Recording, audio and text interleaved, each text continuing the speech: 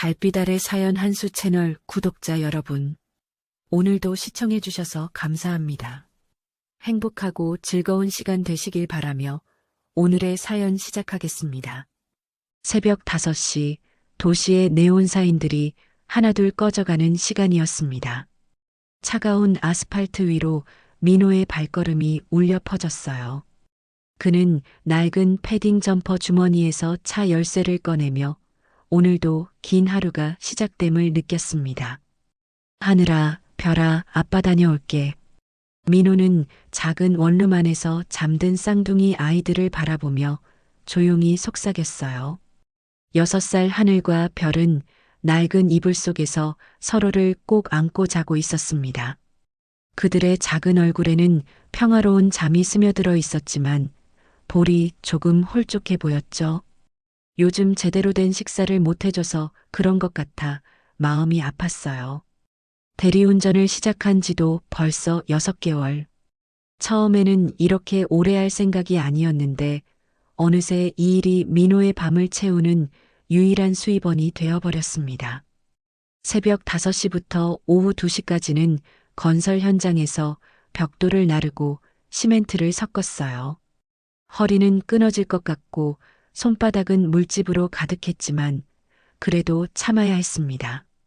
저녁 8시부터 새벽 4시까지는 도로 위에서 취한 손님들을 태우며 하루하루를 버텨냈어요. 아저씨, 빨리 가요. 늦겠다고요. 어젯밤에도 술에 취한 회사원이 뒷자리에서 소리를 질렀죠. 민호는 참으며 안전하게 운전했지만 그 사람은 내리면서 욕을 하며 문을 세게 닫았습니다. 그래도 민호는 참았어요. 돈을 받을 수 있으니까요. 하늘과 별의 우유가, 기저귀가, 그리고 매달 밀려드는 빚을 생각하면 그 정도는 참을 수 있었거든요. 그런데 아내 수정은 점점 이상해지고 있었습니다. 처음에는 동네 아줌마들과 고스톱을 치는 정도였어요. 그냥 심심풀이야. 돈 안 걸어. 그렇게 말했는데 어느 날부터인가 집에 늦게 들어오기 시작했죠. 화장을 진하게 하고 나가더니 새벽에 들어와서는 술 냄새를 풍겼습니다. 여보, 이번만이야. 이번만 하고 정말 손 떼겠어. 수정은 눈물을 흘리며 민호에게 매달렸어요. 하지만 그것도 거짓말이었습니다. 집안의 비상금부터 시작해서 아이들을 위해 모아둔 적금까지 그녀는 모든 것을 도박으로 날려버렸어요. 심지어 민호 몰래 아이들 통장까지 털었습니다. 엄마가 왜 우리 돼지 저금통을 깼어? 하늘이 눈물을 글썽이며 물었을 때 민호는 어떻게 대답해야 할지 몰랐어요. 엄마가 급한 일이 있으셔서 그래. 나중에 다시 채워드릴게. 그렇게 말했지만 민호 자신도 언제 그럴 수 있을지 확신이 없었습니다. 빚은 기하급수적으로 늘어났어요. 처음에는 100만 원 정도였는데 이자가 이자를 낳아 어느새 5천만 원이 넘어버렸죠. 사채업자들이 집 앞에 나타난 날 민호는 정말 절망했습니다. 야, 이 새끼야. 돈 안 갚으면 가만 안 둔다. 문신을 한 무서운 사람들이 집 문을 발길질하며 소리쳤을 때 하늘과 별은 무서워서 아빠 뒤에 꼭 숨어 있었어요. 작은 손으로 민호의 바지를 꽉 잡고 벌벌 떨고 있었죠. 아빠 무서워.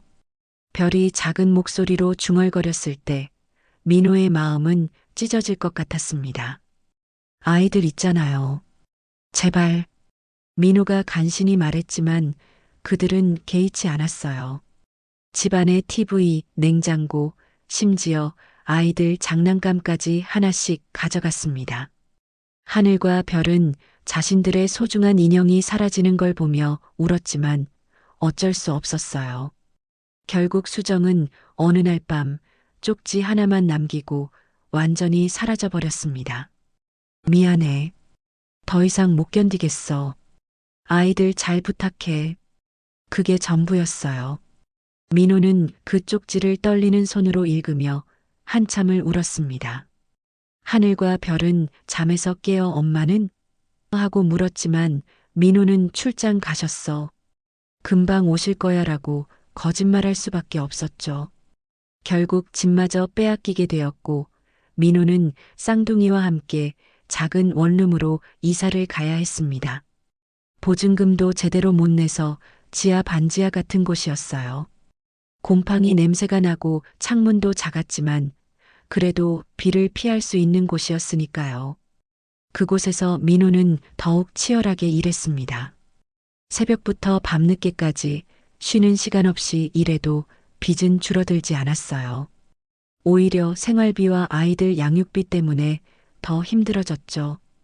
어떨 때는 하늘과 별이 아빠 배고파라고 말할 때 라면으로 때워야 하는 날들이 이어졌습니다.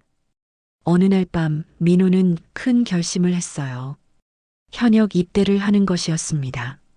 나이는 많았지만 아직 입대할 수 있는 연령이었고 군대에 가면 월급도 나오고 의식주도 해결되니까 빚을 조금씩이라도 갚을 수 있을 것 같았거든요. 그리고 하늘과 별은 시골에 계신 할머니가 돌봐주시기로 하셨어요. 아빠가 잠깐만 갔다 올게. 정말 금방 돌아온다. 민호는 잠든 아이들의 이마에 키스를 하며 다짐했습니다.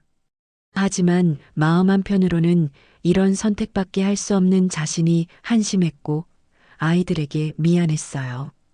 이제 정말 모든 것을 잃었다는 생각이 들었습니다. 민호가 입대한 지 한 달이 지났습니다. 시골 할머니 댁에서 지내던 하늘과 별은 매일 아빠를 그리워했어요. 할머니는 아이들을 정성껏 돌봐주셨지만 6살 쌍둥이에게는 아빠가 세상에서 가장 그리운 존재였죠. 할머니, 아빠 언제 와?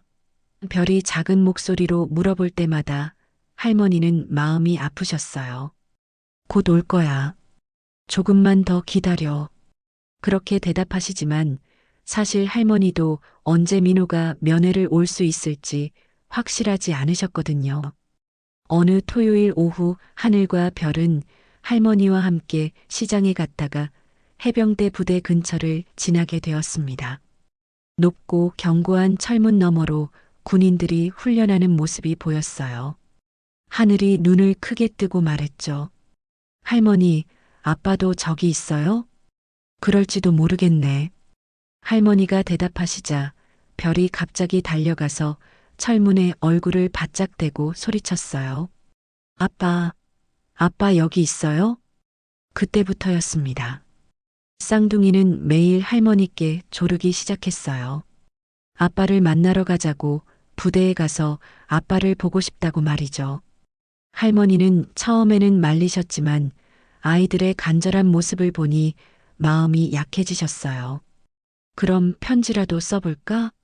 할머니의 제안에 하늘과 별은 눈을 반짝였습니다. 그날 저녁 두 아이는 색연필을 들고 정성껏 편지를 썼어요. 서툰 글씨였지만 마음은 가득 담겨 있었죠. 아빠, 보고 싶어요. 별이가 어제 울었어요. 하늘이도 울었어요. 빨리 와요. 하늘이 쓴 편지였어요. 아빠 아프지 마요. 우리 착하게 있을게요. 할머니 말씀 잘 들어요. 별이 쓴 편지에는 아빠 얼굴을 그린 그림도 있었어요. 다음 날 하늘과 별은 할머니 손을 잡고 해병대 부대로 향했습니다. 작은 가방에는 아빠가 좋아하는 과자와 편지를 꼭 챙겼어요. 길을 걸으면서 하늘이 말했죠. 할머니, 아빠가 우리 보면 정말 좋아할 거예요. 그죠? 그럼 얼마나 좋아하시겠니? 할머니도 미소를 지으셨지만 마음 한편으로는 걱정이 되었어요. 과연 면회가 가능할까 싶어서요. 부대 앞에 도착했을 때 철문은 굳게 닫혀 있었습니다.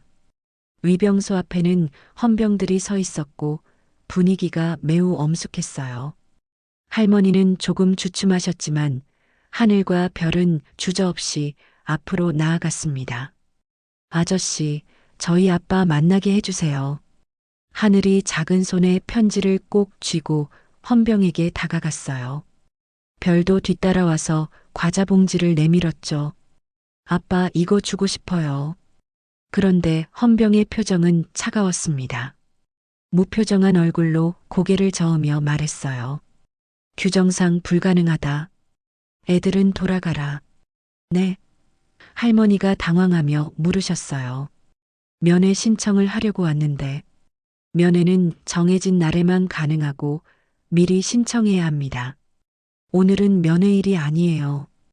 헌병의 목소리는 딱딱했어요. 하늘과 별은 이해할 수 없었습니다. 그냥 아빠를 만나고 싶을 뿐인데 왜 안 된다는 건지 알 수가 없었어요. 별이 눈물을 글썽이며 다시 말했죠. 저희 아빠 정말 보고 싶어요. 잠깐만이라도. 안 된다고 했잖아. 헌병이 조금 짜증스럽게 말하자 하늘도 울음을 터뜨렸어요.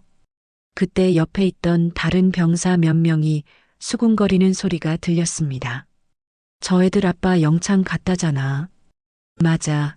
상관한테 대든다고 들어갔다더라. 별 수 있나? 규정 위반한 거잖아. 병사들의 말을 들은 헌병은 더욱 단호해졌어요. 애들아, 너희 아빠는 지금 만날 수 없다. 빨리 돌아가라.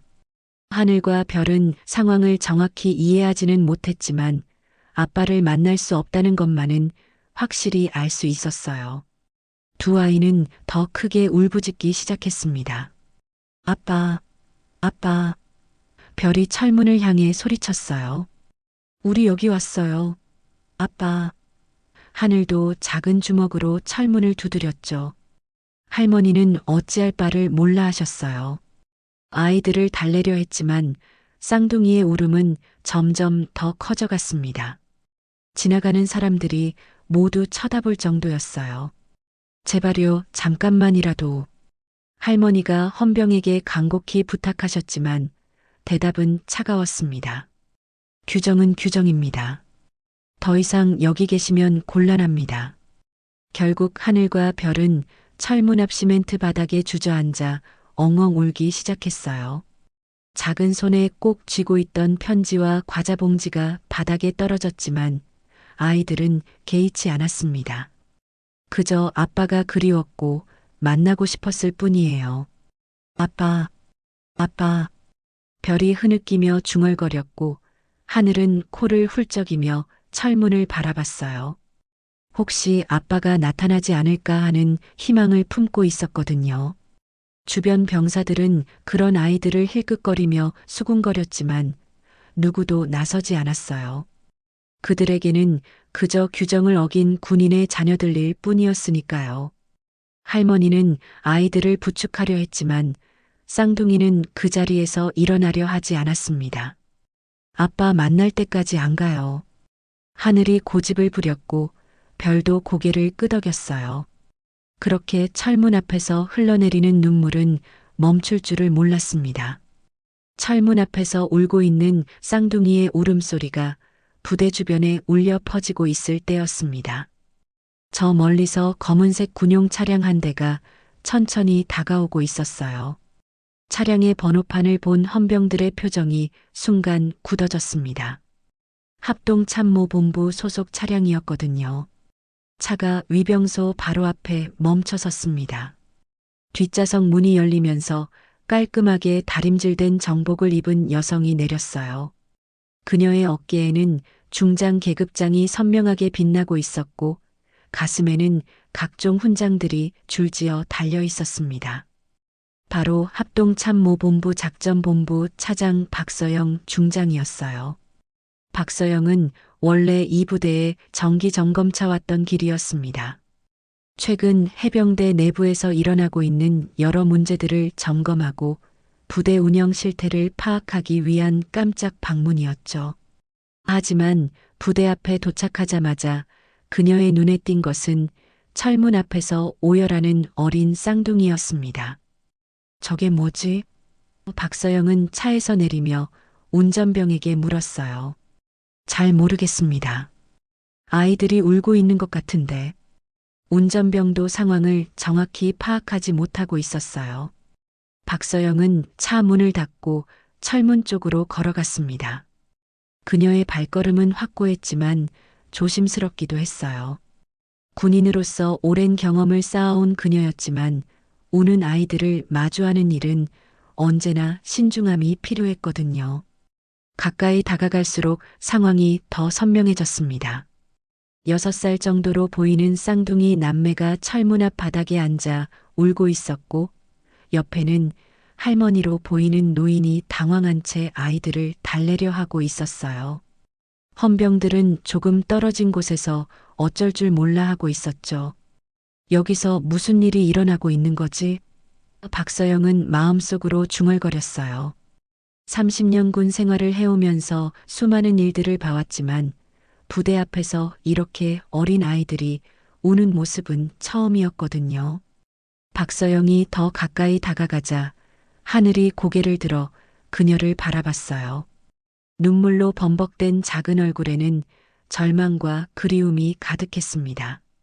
별도 코를 훌쩍이며 박서영을 쳐다봤죠. 아이들은 이 엄한 분위기의 여군이 누구인지는 모르겠지만 뭔가 다른 사람들과는 다르다는 것을 본능적으로 느꼈어요. 박서영은 아이들 앞에서 무릎을 굽혔습니다. 정장 바지가 바닥에 닿는 것도 개의치 않았어요. 그녀의 목소리는 의외로 부드러웠습니다. 얘들아, 여기서 뭐하고 있니? 하늘이 훌쩍거리며 대답했어요. 아빠 보고 싶어서요. 아빠를 만나러 왔구나. 그런데 왜 울고 있어? 박서영의 질문에 별이 작은 손을 들어 코를 닦으며 말했어요. 아저씨가 안 된다고 해요. 아빠 못 만난대요.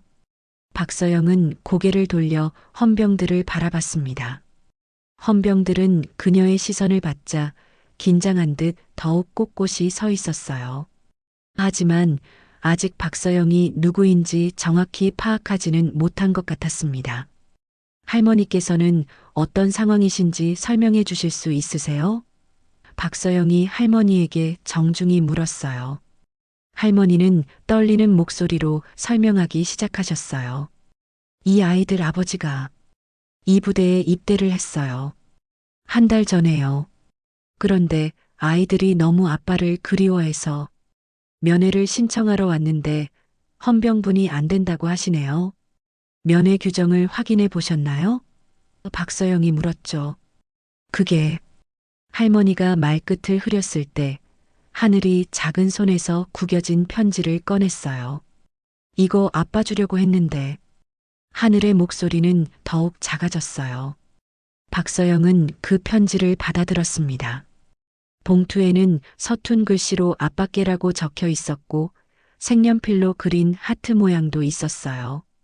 편지의 무게는 가벼웠지만 그 안에 담긴 마음의 무게는 결코 가볍지 않다는 것을 박서영은 알 수 있었습니다. 정말 예쁘게 썼네. 박서영이 편지를 보며 미소를 지었을 때 별이 눈을 반짝이며 말했어요. 제가 아빠 그림도 그렸어요. 그래, 나중에 꼭 보여줘. 박서영의 말에 별은 처음으로 울음을 그쳤어요. 그때 박서영은 옆에 놓인 과자 봉지를 발견했습니다. 아이들이 아빠에게 주려고 준비한 것이겠죠. 봉지가 조금 찢어져 있었지만 아이들의 정성이 고스란히 느껴졌어요. 이것도 아빠 주려고 준비한 거야? 네, 아빠가 좋아하는 과자예요. 하늘이 자랑스럽게 말했어요. 박서영은 천천히 일어서서 주변을 둘러봤습니다. 헌병들, 지나가는 병사들, 그리고 멀리서 지켜보는 사람들까지 모든 시선이 이 작은 사건에 집중되어 있었어요. 하지만 아무도 나서서 해결하려 하지 않았습니다. 아이들 아버지 성함이 어떻게 되시죠? 박서영이 할머니에게 물었어요. 김민호라고 합니다. 한 달 전에 입대했어요. 박서영은 고개를 끄덕이며 다시 아이들을 바라봤습니다. 하늘과 별은 이제 울음을 그쳤지만 여전히 눈가가 빨갛게 부어 있었어요. 그들의 작은 손은 서로를 꽉 잡고 있었고 박서영을 향한 눈빛에는 간절함과 희망이 섞여 있었습니다. 잠깐만 기다려봐. 내가 한번 알아볼게. 박서영이 말하자 하늘이 눈을 크게 뜨며 물었어요. 정말요? 아빠 만날 수 있어요? 약속은 못하지만 최선을 다해볼게. 박서영의 대답에 별도 작은 희망을 품기 시작했어요. 그때 박서영의 눈에 위병소 쪽에서 이 상황을 지켜보고 있는 헌병들이 보였습니다. 그들은 여전히 그녀가 누구인지 정확히 모르는 것 같았어요. 이제 직접 나서야 할 때가 온 것 같았습니다. 박서영이 아이들을 부축해 위병소로 향하려는 순간이었습니다. 헌병 장교 한 명이 성큼성큼 다가와서 그들 앞을 가로막았어요. 계급장을 보니 대위였습니다. 그의 얼굴에는 짜증과 경계심이 뒤섞여 있었어요. 잠깐만요. 여기는 출입 통제 구역입니다. 대위의 목소리는 단호했어요. 신분을 밝히지 않으면 들어갈 수 없습니다. 박서영은 잠시 그를 바라봤습니다. 젊은 장교의 얼굴에는 규정에 대한 맹목적인 고집이 느껴졌어요. 아마 갓 임관한 지 얼마 안 된 것 같았습니다. 이런 류의 장교들을 그녀는 군 생활 동안 수없이 봐왔거든요. 신분증 확인이 필요하다는 말씀이신가요? 박서영이 차분하게 물었어요. 당연합니다. 여기는 군사보안구역이에요. 아무나 들어올 수 있는 곳이 아니라고요. 대위가 더욱 고압적인 톤으로 말했죠. 특히 민간인 아이들을 데리고 오시면 더더욱 곤란합니다. 하늘과 별은 갑자기 높아진 목소리에 놀라 다시 울음을 터뜨리기 시작했어요.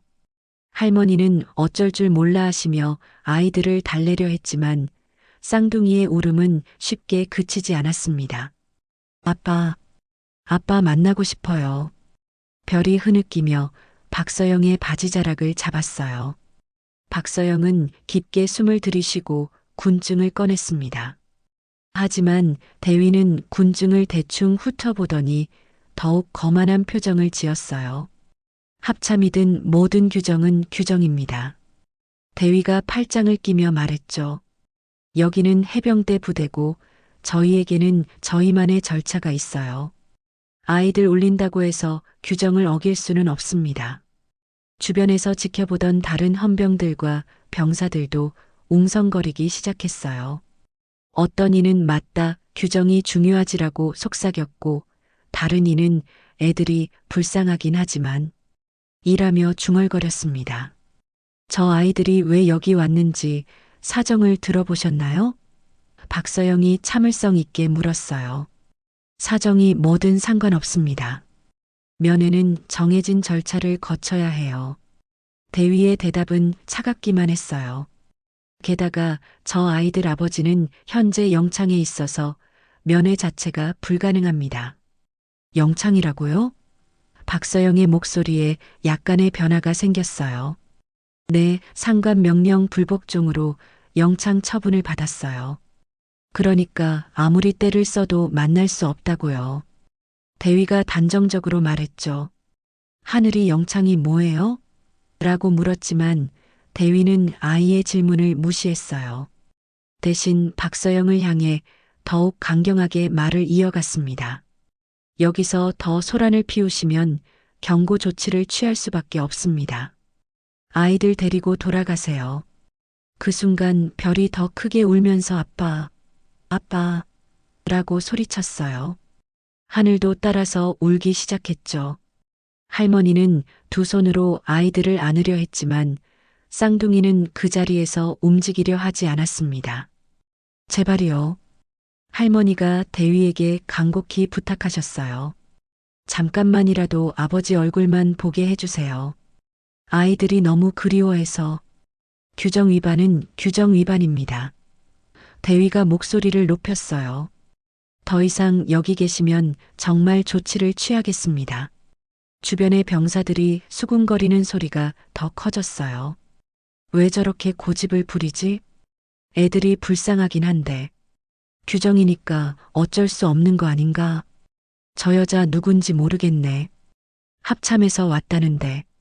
박서영은 이 모든 상황을 지켜보며 마음속 깊은 곳에서 분노가 올라오는 것을 느꼈습니다.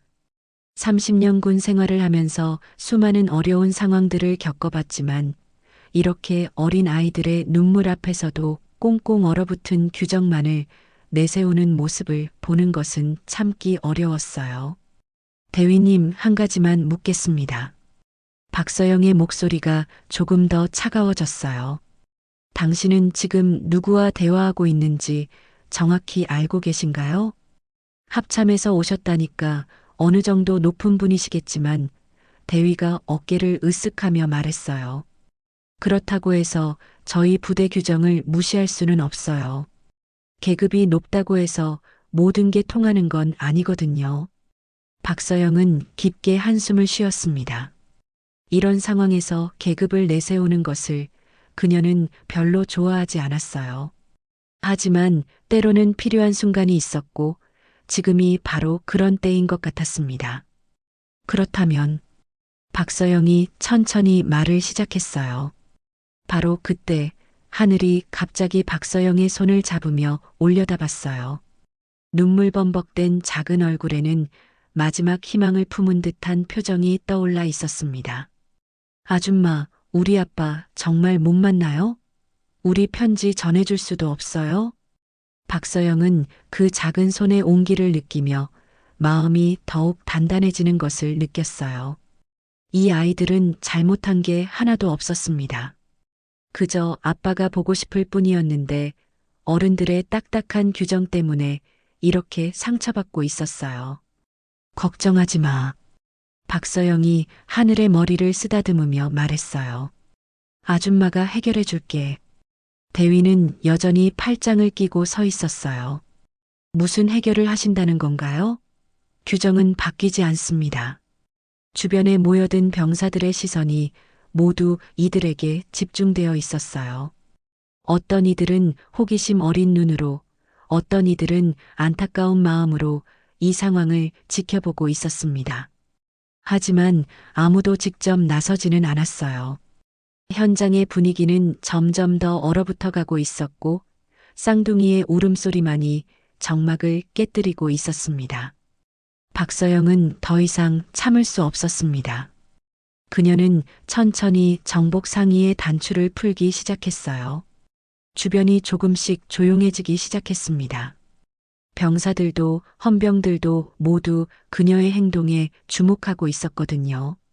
박서영이 제복깃을 젖히자 그 순간 모든 사람들의 시선이 그녀의 가슴 부분으로 집중되었습니다. 거기에는 붉은 별 3개가 선명하게 빛나고 있었어요. 중장 계급장이었습니다. 주변에 있던 병사들이 하나둘씩 하는 소리를 내기 시작했어요. 대위의 얼굴이 순간 하얗게 변했습니다. 그는 몇 초간 그 별들을 멍하니 바라보더니 급하게 경례 자세를 취했어요. 하지만 너무 당황한 나머지 손이 떨리고 있었습니다. 나는 대한민국 합동참모본부 작전본부 차장, 중장 박서영이다. 박서영의 목소리는 조용했지만 위험이 가득했어요. 내가 지금 누구에게 군법을 운운하며 규정 타령을 한 줄 아느냐? 현장은 완전한 정적에 휩싸였습니다.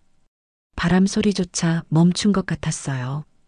주변에 있던 병사들은 모두 얼어붙은 채로 서 있었고 몇몇은 입을 벌린 채 믿지 못하겠다는 표정을 짓고 있었습니다.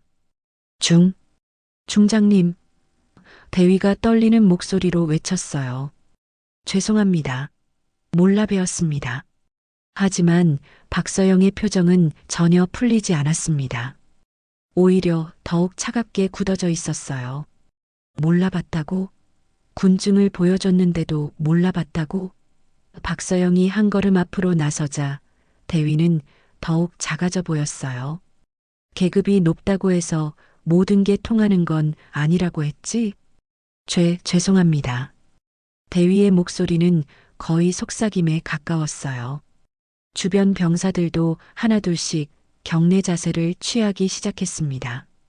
어떤 병사는 세상에 진짜 중장님이셨어라고 중얼거렸고 다른 병사는 완전 큰일 났다라고 속삭였어요.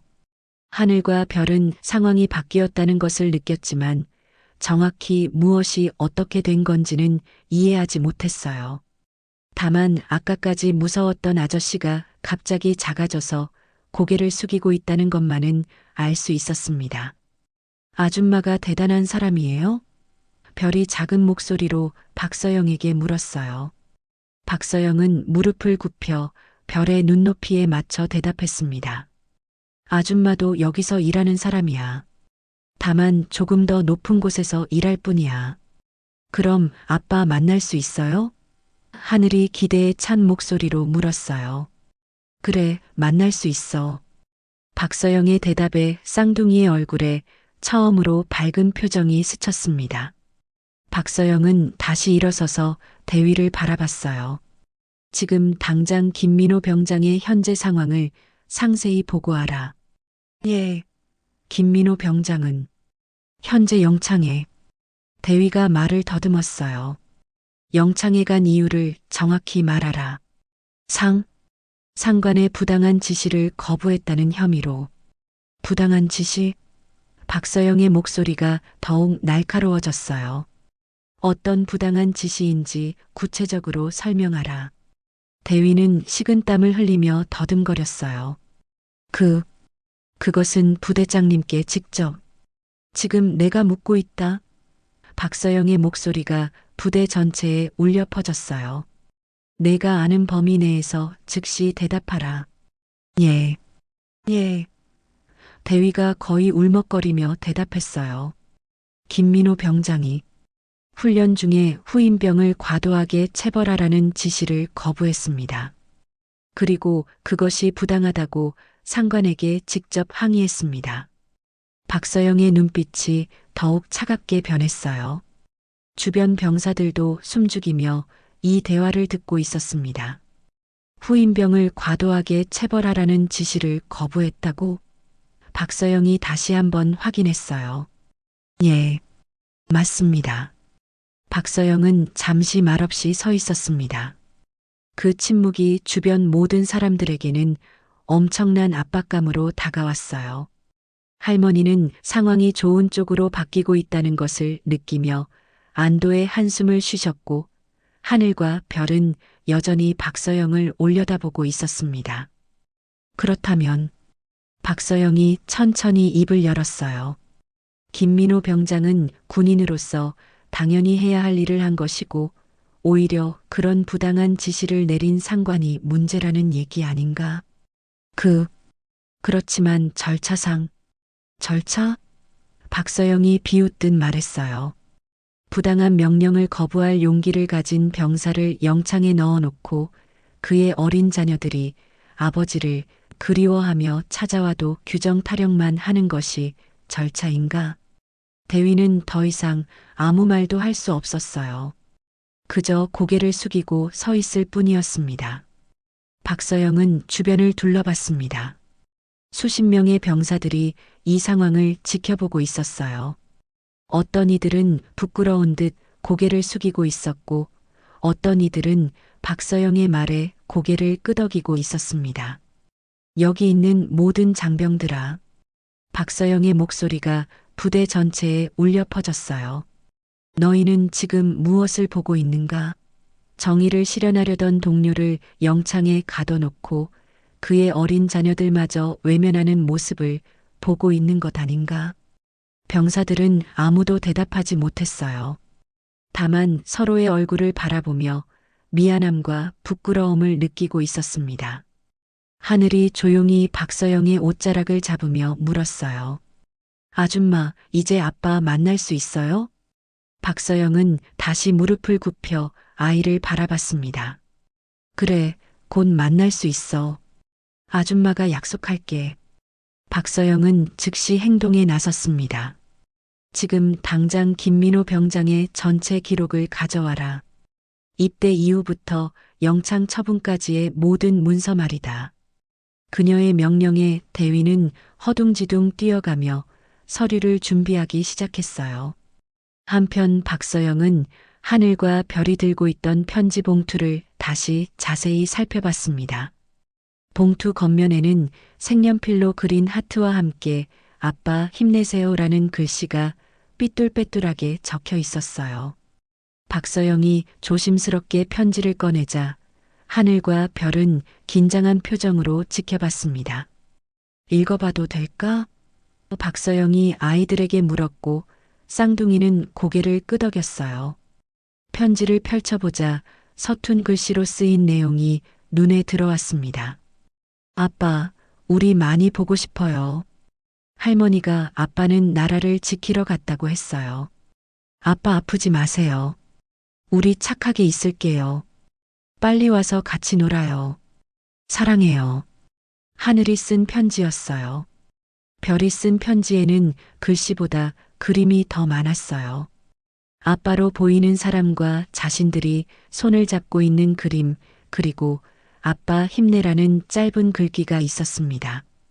그림 속 아빠는 웃고 있었고 하늘과 별도 활짝 웃는 모습으로 그려져 있었어요.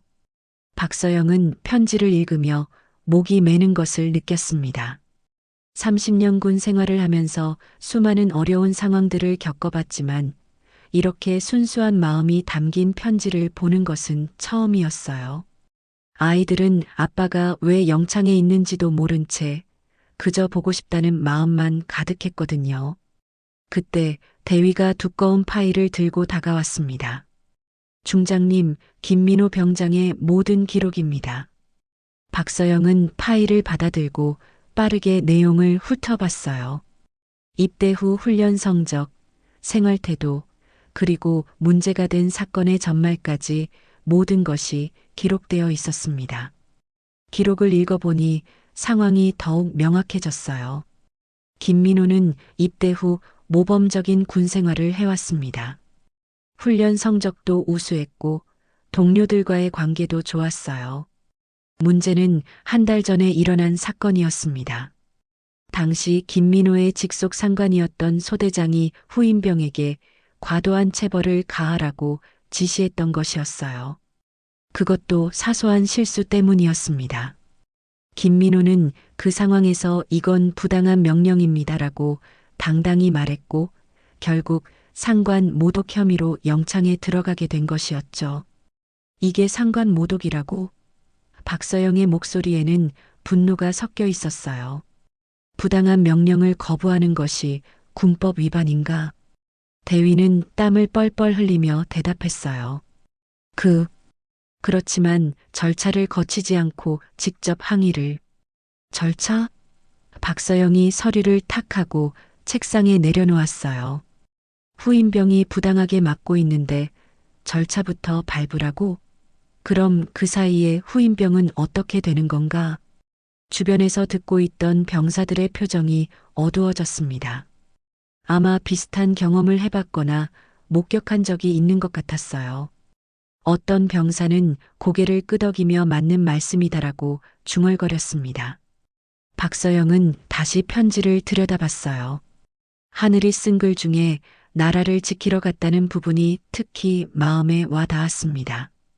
이 순수한 아이들은 아빠가 정말로 나라를 위해 헌신하고 있다고 믿고 있었는데 정작 그 아빠는 올바른 일을 했다는 이유로 영창에 갇혀 있었던 것이에요. 할머니, 박서영이 할머니를 바라보며 말했어요.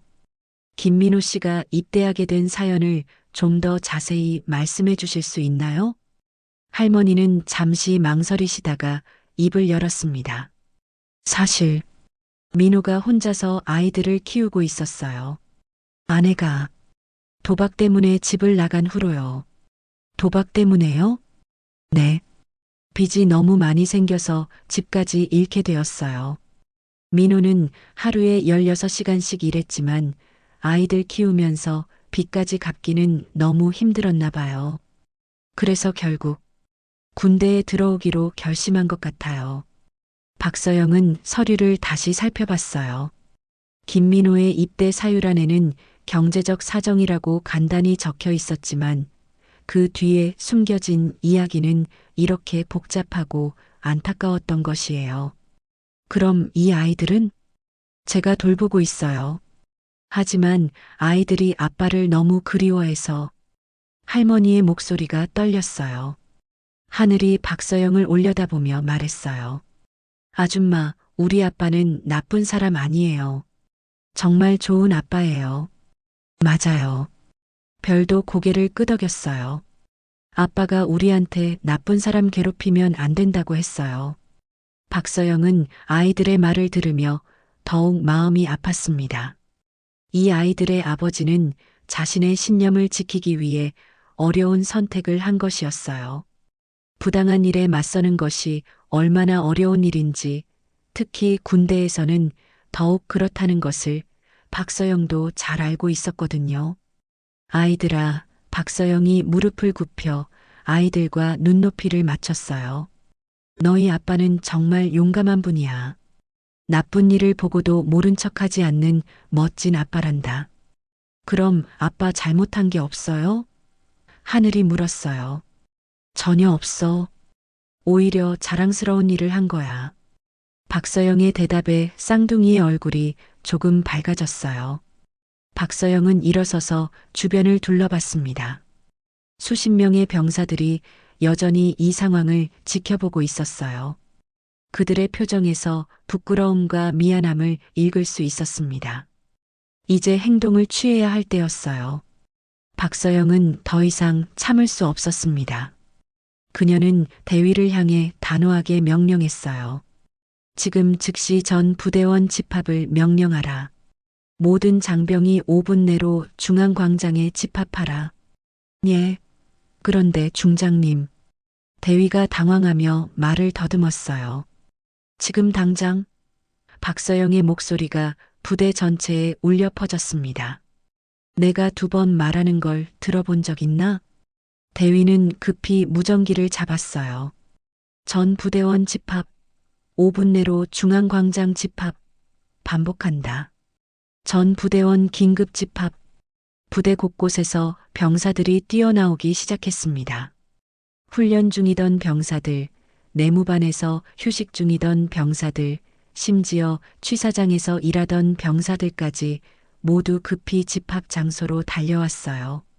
박서영은 하늘과 별의 손을 잡고 중앙광장으로 향했습니다. 괜찮아, 무서워하지 마. 그녀의 따뜻한 목소리에 아이들은 조금 안심했어요. 할머니도 뒤따라오며 걱정스런 표정을 짓고 계셨습니다.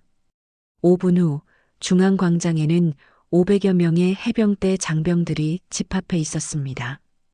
평소라면 웅성거림이 있었겠지만 오늘은 완전한 정적이 흘렀어요. 모든 병사들이 무슨 일이 일어날지 긴장하며 기다리고 있었습니다.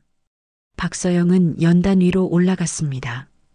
그녀의 중장 계급장이 햇빛에 반사되어 더욱 선명하게 빛났어요. 마이크 없이도 그녀의 목소리는 광장 구석구석까지 전달될 정도로 힘이 있었습니다. 해병 장병 여러분, 박서영이 입을 열자 모든 시선이 그녀에게 집중되었어요. 나는 합동참모본부 작전본부 차장 중장 박서영이다. 병사들 사이에서 웅성거림이 일었습니다. 합참에서 중장이 직접 왔다는 사실에 모두 놀라고 있었어요. 오늘 나는 여러분에게 묻고 싶은 것이 있다. 박서영의 목소리가 더욱 단호해졌어요. 군인의 본분이 무엇인가? 국가와 국민을 위해 복무하는 것입니다. 병사들이 일제히 외쳤어요. 맞다. 그렇다면 부당한 명령 앞에서 군인은 어떻게 행동해야 하는가? 이번에는 대답이 없었어요. 병사들은 서로 눈치를 보며 어쩔 줄 몰라 했습니다. 대답이 없나? 그럼 내가 답하겠다. 박서영이 한 걸음 앞으로 나섰어요. 군인은 명령에 복종해야 한다. 그러나 그 명령이 부당하고 비인간적일 때는 거부할 용기를 가져야 한다. 박서영은 하늘과 별을 가리키며 계속했습니다. 저 아이들을 보라. 저 아이들의 아버지 김민호 병장을 아는가? 몇몇 병사들이 고개를 끄덕였어요. 같은 중대에 있던 병사들이었습니다. 김민호 병장은 후임을 과도하게 체벌하라는 부당한 명령을 거부했다. 그리고 그것이 잘못되었다고 당당히 말했다. 박서영의 목소리에 감정이 실렸어요. 그런데 너희는 그런 용기 있는 동료를 영창에 가둬놓고 심지어 그의 어린 자녀들이 아버지를 그리워하며 찾아와도 규정 타령으로 외면했다. 광장이 조용해졌습니다. 몇몇 병사들은 고개를 숙였고 어떤 병사들은 부끄러워하는 표를 짓고 있었어요. 이것이 해병 정신인가? 이것이 군인 정신인가? 박서영의 목소리가 더욱 높아졌어요. 약자를 괴롭히는 일에는 침묵하고 그에 맞서는 사람은 처벌하는 것이 너희가 배운 군인 정신인가? 하늘이 작은 목소리로 아빠 라고 중얼거렸고 별도 눈물을 글썽였어요. 할머니는 두 아이를 꼭 안으며 위로하고 계셨습니다. 저 아이들은 한 달 동안 아버지를 그리워했다. 박서영이 아이들을 바라보며 말했어요. 매일 밤 아버지를 생각하며 편지를 썼고 과자를 준비했다. 그런데 너희는 그 간절한 마음조차 규정이라는 차가운 벽으로 막아섰다. 박서영은 잠시 말을 멈추고 병사들을 쭉 훑어봤습니다. 여기 있는 너희 중에 누구라도 자녀가 있는가? 부모가 있는가? 가족이 있는가? 많은 병사들이 고개를 끄덕였어요. 그렇다면 저 아이들의 마음을 이해해야 하지 않겠는가? 가족을 그리워하는 마음, 사랑하는 사람을 보고 싶어 하는 마음을 모르겠는가? 어떤 병사는 눈물을 훔쳤고 어떤 병사는 주먹을 꽉 쥐고 있었어요. 박서영의 말이 그들의 마음 깊숙이 와닿고 있었습니다. 김민호 병장은 잘못하지 않았다. 박서영이 단호하게 외쳤어요. 오히려 군인으로서 그리고 한 사람의 인간으로서 당연히 해야 할 일을 했다. 그런데 너희는 그런 사람을 죄인 취급했다. 박서영은 연단 아래로 내려와서 병사들 사이를 걸어다니며 말을 이어갔습니다. 부당한 일을 보고도 침묵하는 것은 공범이다. 약자를 괴롭히는 일에 동조하는 것은 가해자와 다르지 않다. 중장님, 한 병사가 조심스럽게 손을 들었어요. 말해봐라. 저희가 잘못했습니다. 그 병사의 목소리는 떨리고 있었어요. 김민호 선임이 옳았습니다. 다른 병사들도 하나둘씩 고개를 끄덕이기 시작했어요. 어떤 병사는 맞습니다. 저희가 잘못 생각했습니다라고 말했고 또 다른 병사는 선임을 지켜드리지 못해 죄송합니다라고 중얼거렸습니다. 박서영은 다시 연단 위로 올라갔어요. 오늘부터 이 부대는 달라져야 한다. 더 이상 부당한 일 앞에서 침묵하지 않을 것이며 약자를 보호하는 것을 두려워하지 않을 것이다. 하늘과 별은 이 모든 상황을 지켜보며 아빠 이름이 자주 나오는 것을 들었어요. 정확히 무슨 일인지는 몰랐지만 아빠에 대한 이야기라는 것만은 알 수 있었습니다. 아빠, 별이 다시 작은 목소리로 불렀고 박서영은 그 목소리를 들으며 마지막 결심을 굳혔습니다. 박서영은 연단에서 내려와 직접 영창으로 향했습니다. 김민호 병장을 즉시 석방하라. 그녀의 명령에 영창 담당 헌병은 당황했지만 즉시 따를 수밖에 없었어요. 무거운 철문이 천천히 열렸습니다. 그 안에서 초췌한 모습의 민호가 나왔어요. 한 달간의 영창 생활로 뺨이 홀쭉해졌고 눈가에는 깊은 피로가 서려 있었습니다. 하지만 그의 눈빛만은 여전히 흔들리지 않고 있었어요. 민호는 갑작스러운 상황에 어리둥절했습니다. 영창에서 나오라고 하는데 무슨 일인지 알 수가 없었거든요.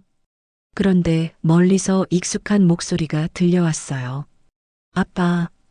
민호의 심장이 멈출 듯 했습니다. 고개를 돌리자 하늘과 별이 뛰어오고 있었어요. 꿈인가 싶어 눈을 비비고 다시 봤지만 분명히 자신의 소중한 쌍둥이들이었습니다. 아빠, 아빠. 별이 울음을 터뜨리며 민호의 품에 안겼어요. 하늘도 뒤따라와서 아빠의 다른 쪽 팔에 매달렸습니다. 민호는 떨리는 손으로 아이들을 꼭 끌어안았어요. 하늘아, 별아, 정말 너희구나. 민호의 목소리도 떨리고 있었어요. 어떻게 여기까지? 아빠 보고 싶어서 왔어요. 하늘이 눈물 범벅된 얼굴로 말했어요. 할머니랑 같이 왔어요. 할머니도 다가오셨습니다. 민호야, 고생 많았구나. 민호는 할머니께 고개를 숙였어요. 죄송합니다. 아이들 돌봄까지. 무슨 소리냐? 우리가 가족이 아니냐? 할머니의 목소리에도 감정이 실려 있었어요. 그때 박서영이 천천히 다가왔습니다. 민호는 그녀의 계급장을 보고 급히 경례를 부르려 했지만 박서영이 손을 들어 저지했어요. 김민호 병장, 경례는 생략하자. 지금은 아버지로서 아이들과 만나는 시간이니까. 민호는 혼란스러웠어요. 왜 이렇게 높은 분이 여기 계시는지, 왜 자신을 영창에서 내보내주셨는지 이해할 수 없었거든요. 저기, 죄송하지만 무슨 일이. 아빠, 이 아줌마가 도와줬어요. 별이 박서영을 가리키며 말했어요. 정말 대단한 사람이래요.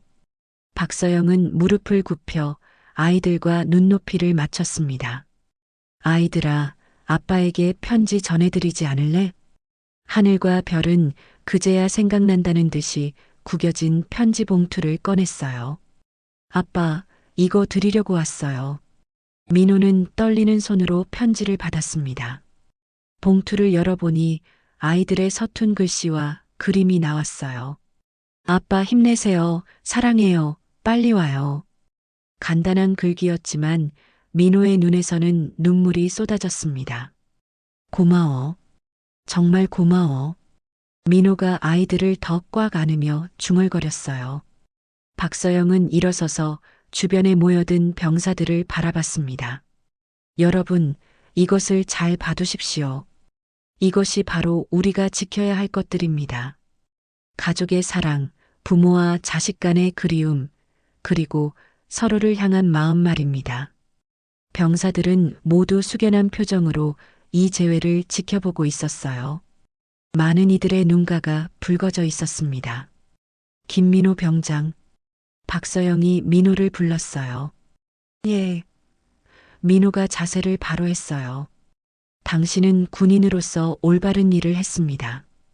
부당한 명령에 맞선 용기, 약자를 보호하려는 정의감, 그것이 진정한 군인 정신입니다. 민호의 눈에서 또다시 눈물이 흘렀어요. 한 달 동안 자신이 잘못한 건 아닌지 고민했던 마음이 비로소 풀리는 것 같았습니다.